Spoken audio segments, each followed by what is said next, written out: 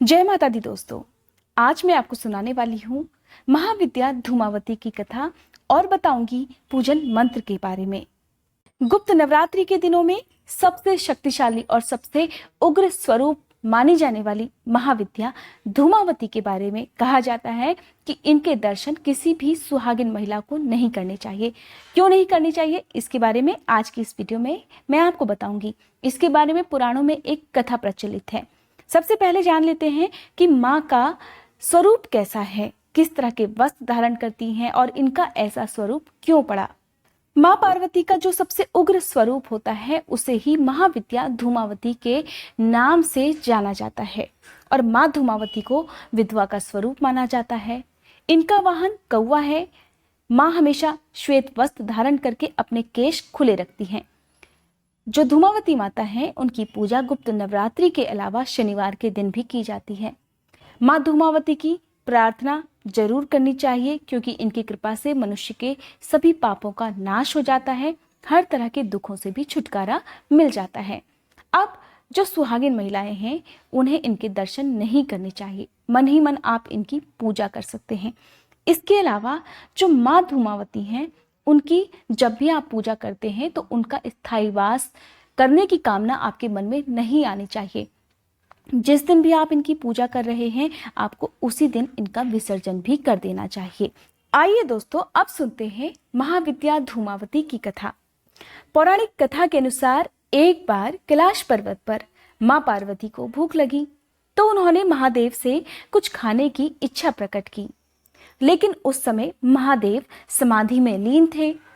उन्होंने महादेव से कई बार अनुरोध किया कि मुझे भूख लगी है, लेकिन महादेव तो समाधि में लीन थे, इसलिए उनका ध्यान नहीं टूटा और इसी बीच मां पार्वती की भूख जो थी वो अनियंत्रित हो गई और वे भूख से इतनी ज्यादा व्याकुल हो गई कि उन्होंने बार बार जिद करना प्रारंभ कर दिया। उनकी जिद से परेशान होकर भोलेनाथ ने उनसे कह दिया कि जब इतनी ही भूख लगी है तो मुझे ही खा लो। और सचमुच मां पार्वती भूख से इतनी ज्यादा व्याकुल थी कि उन्होंने शिवजी को ही निगल लिया।